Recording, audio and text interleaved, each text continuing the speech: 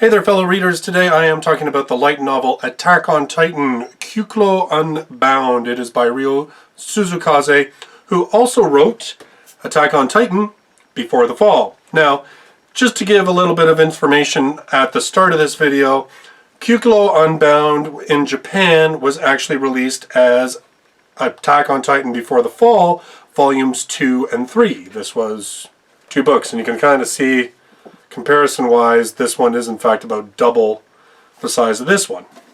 Now, why they decided to rebrand this, even though it's the same publisher that put out both, I have no idea. I did a little research, though, because when I did Before the Fall, my book review on that one, I was asked how it compared to the manga, and I really didn't have an answer because I didn't read the manga, and so I did a little bit of research. So it turns out that the manga is basically this book, Kuklo Unbound. It is his story that the Attack on Titan Before the Fall manga tells. So if you're curious about that, that's the answer. It's this book. From what I can tell, just some cursory searching on the internet, it looks like about half of the novel has been done in the manga format. So if you're reading the manga and you don't want to spoil it, I guess you better skip this one. If you don't care either way, then hey, read away. So Kuklo Unbound tells the story about Kuklo, funny enough, who is born under pretty terrible circumstances, and because of that he is basically tossed from human society. He's turned into a sideshow freak show and eventually into slavery. And the story, without spoiling anything, is essentially about how he rises up and eventually joins the military because, hey, the cover itself is a flippin' spoiler. Which is not my fault. I mean, you can tell that by looking at it. So basically, it's about his rise from garbage up to, well, a better life for himself.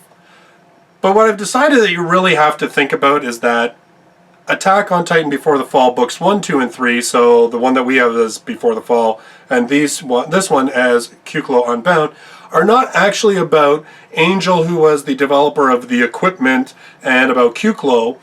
This is actually about the vertical maneuvering gear. That's what Attack on Titan Before the Fall is about. It's about the gear. The gear is the main character, because we watch the birth of the gear, we watch the development and growth of the gear, and then we finally see sort of how the gear comes into being used on a wider basis and how it's proven as being an effective weapon against the Titans, which then takes us to 60, 50 years odd later, after this book, takes us to Attack on Titan, the manga and anime that started this whole crazy stuff.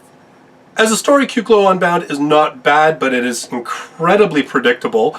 And the other thing that you're going to find about it, or at least I did, was that everything seems to jump pretty quick. Like, at one point a character is ready to kill Kuklo, and then all of a sudden, after talking to the dude for like half a page, they're like, oh, no, you're just misunderstood. I'm going to do everything I can to help you.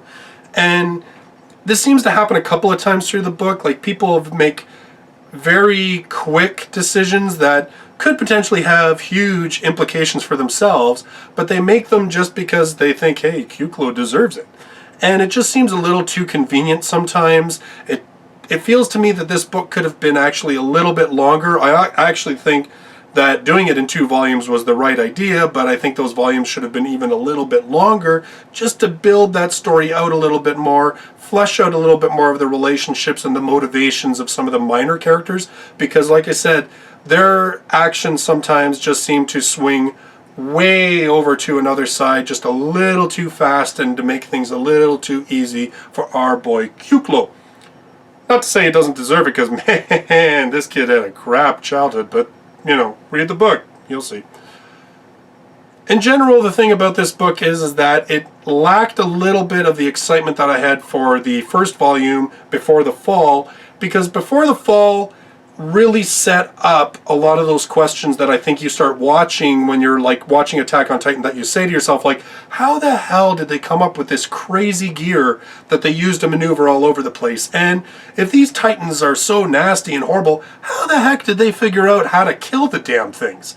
Well, Before the Fall answers that. This one, we already know those answers. This is more just kind of taking to the next step, where it's like, okay, we've kind of proven that the gear is a good idea. We've kind of figured out, you know, that the Titans can be killed, but how do we take that next step and make it that the government and the military completely embrace this gear and use and consider it an actual usable weapon? Like, how do they develop the training methods? How do they sort of figure out to teach the soldiers to think in these more sort of 3 dimensions and multiple dimensions, as opposed to just walking forward, backward on the ground, and also, but also considering up and down and all the vertices and everything. So, I mean, to that extent, it's good, but like I said, I kind of like the groundwork that was laid more in Before the Fall. Like, it answered a lot more of the questions that I had initially going into it. That said, I understand why they would make the manga out of this one. It is a lot more exciting. There's a lot more interaction with the actual Titans. There is a much stronger protagonist. I mean, with Kuklo sort of starting from as bottom as you can get, and sort of his drive and determination to change his fate, it makes him a very a character that you can empathize with, that you can root for. I mean, it is much more of sort of a hero's tale for Kuklo, so I can get why this one gets the manga treatment as opposed to the other one, which, I mean, depending on how you feel about it, it was a little bit drier, even if it did sort of do more, in my opinion, to expand the world of Attack on Titan and give us that true sort of backstory to it.